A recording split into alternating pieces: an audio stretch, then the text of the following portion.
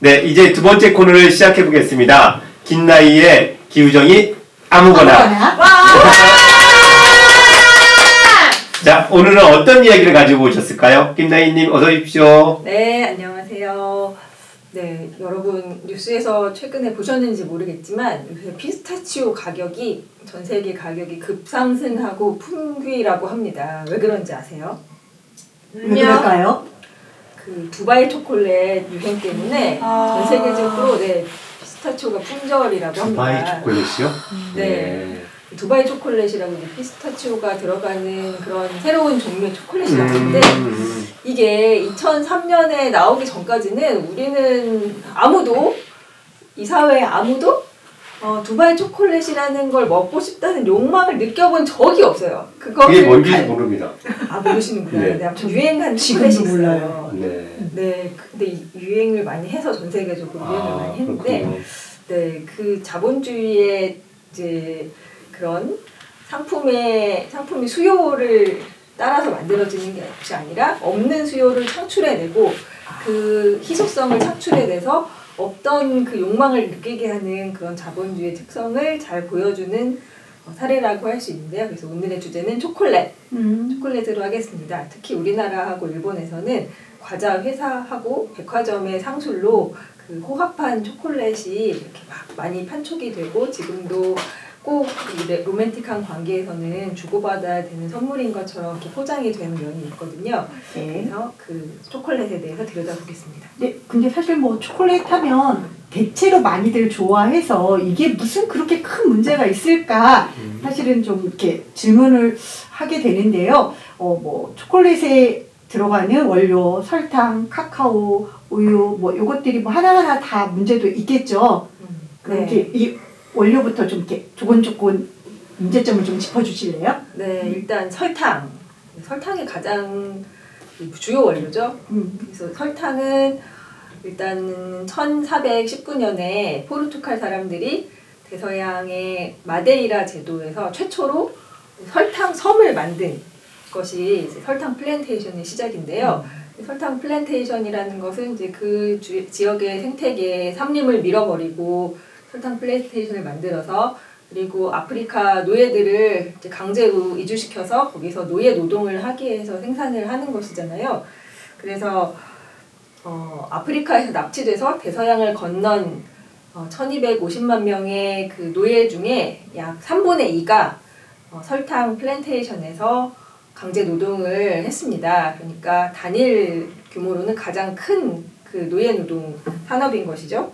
그리고 이렇게 설탕으로 이윤을 뽑아내면서 식민지 국가들은 점점 더 가난해지고 제국 국가들은 점점 더 부유해져서 경제적인 격차가 심해지고 그리고 노예 노동 아니면 정말 혹독한 저임금 노동에 시달려서 노동자들의 노동 착취도 정말 심각하고 그리고 그 지역에 생태계가 완전히 몰살되는 그런 여러 가지 문제가 있습니다. 그리고 이렇게 해서 생산된 설탕이 뭐 그렇다고 인류의 건강에 좋은 식품이냐? 절대 아니죠. 오히려 비만, 당뇨, 그리고 고혈압, 충치 이런 정말 많은 질병들의 원인이 되기 때문에 뭐 정말 나쁜 상품인 것이죠. 네. 그러면 설탕을 살펴봤으니 이제 두 번째 초콜릿 하면 카카오가 들어갈 초콜릿이잖아요. 그럼 카카오는 어떨까요?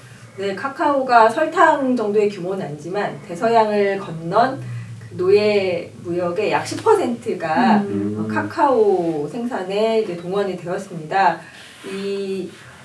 그러니까 서아프리카에서 노예를 잡아다가 대서양을 건너게 해서 브라질에 있는 이제 카카오 농장에서 강제 노동을 시켰는데 시간이 지나면서 노예 노동이 점점 사라지는 듯했지만 사실은 사라진 게 아니고 전 세계적으로 재배치가 되었을 뿐이거든요. 이게 무슨 말이냐면 이 제국주의자들이 서아프리카에서 잡아와서 대서양을 굳이 건너게 해서 브라질에서 노동을 시키느니 서아프리카에서 그냥 바로 거기서 카카오 농장을 만들어서 거기서 노예 노동을 시키면 되겠구나 라고 해서 그냥 위치가 바뀐 거예요. 우리가 아는 뭐 가나 초콜릿 이런 것들도 지금 그런 식으로 재배치가 되어서 생산이 되고 있고 그리고 카카오는 아직도 그 아동 노동 착취의 대표적인 상품이죠. 지금도 지속이 되고 있습니다. 네, 그런 카카오를 이렇게 만들고 그래서 초콜릿 만드는 여러 다국적 회사들 이런 회사들도 좀 있는 것 같은데 어떤 회사들이 있는 거죠? 네, 아처 데니얼스, 카길, 바리칼레보, 네슬레 이렇게 4개 회사에서 전 세계 카카오콩의 절반 이상을 이제 독점을 하고 있습니다. 그리고 이들이 자기들은 절대 아니라고 하지만 아동 노동에 연루된 카카오를 이제 다루지 않는 것이 불가능하거든요. 여러분들이 드신 초콜릿 중에도 반드시 아동의 이제 피가 들어 있습니다. 그래서 혹시 그 공정무역 카카오에도 그럴까요? 정말로 모든 그 과정이 확실하게 진짜 1대1로 파악이 되는 그런 것이 아니면은 되게 의심할 수 있다. 무시무시하게 하면 네. 그렇기 음. 때문에 2005년에 그 네덜란드의 어떤 저널리스트가 되게 재밌는 활동을 했는데요. 이 사람이 우리 툇판데 키건이라는 이름의 저널리스트가 네덜란드 법에 따라서 초코바를 하나 산 다음에 경찰서에 가서 자수를 해요. 이게 무슨 말이냐면 네덜란드 법에 따르면 강제 노동에 연루된 어떤 상품을 생산하거나 아니면 심지어 구매를 하는 것만으로도 어떤 형태로든지 연루가 되면 이걸 처벌하는 게 가능하게 되어 있습니다. 그래서 초코바를 사들고 경찰서에 가서 나는 지금 강제 노동에 연루된 제품을 샀습니다. 나를 처벌하십시오. 이렇게 자수를 합니다. 그런 다음에 그때부터 좀 광범위하게 증인과 증거들을 수집해서 이렇게 여론 싸움을 합니다. 그래서 그것이 이제 공정무역에 대한 이렇게 여론을 환기시키는 큰 사건이 되었습니다. 네, 공정무역이라고 해서 모든 것이 다 유예될 수는 없는 거군요. 근데 마지막으로 이렇게 우유에 대한 문제점도 좀 짚어봐 주세요. 네, 우유는 다들 아시다시피 이제 소의 젖인데 저도 이제 젖을 먹여서 아이를 키웠는데 젖이라는 건 당연히 여성 포유류가 임신을 하고 출산을 하고 수유를 할 때만 나오는 거잖아요. 아무 때나 나오는 것이 아니기 때문에 그래서 당연히 그 여성 소를 강제 임신을 시키고 강제 출산을 해서 아기를 또 빼앗아서 그걸 또 강제 착유를 하고 젖이 또 마를 때쯤 되면 또 강제 임신을 시키고 출산해서 또 아기를 뺏어가고 이걸 평생 반복을 합니다. 이렇게 만들어지는 상품이 우리 인간에게 좋으냐? 좋지가 않은 거예요.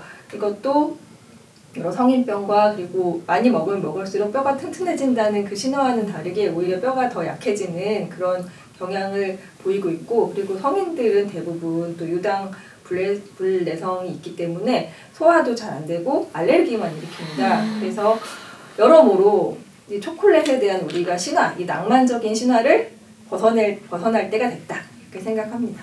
네. 그러니까 설탕, 카카오, 우유, 초콜릿을 만드는 모든 원료에서 정말 문제적인 상황인데 그것을 만드신 초콜릿에 대해서 우리가 다시 한번 생각해보는 그런 기회가 됐던 것 같습니다. 네, 네. 그리고 그렇기 때문에 이 모든 과정에서 또 엄청난 에너지를 소비하고 탄소를 배출하기 때문에 그 초콜릿 한 조각이 소고기만큼이나 지구에 더 해롭다 이렇게 얘기를 할 수 있거든요. 그래서 우리 몸에도 좋지 않고 지구도 망친다 이렇게 말씀드리겠습니다. 네. 네, 그러면 초콜릿 산업과 연결된 것들을 계속해서 끊임없이 잘 짚어가면서 자본주의에 함께 저항하는 걸로. 네, 네. 오늘 이야기 감사했습니다. 감사합니다.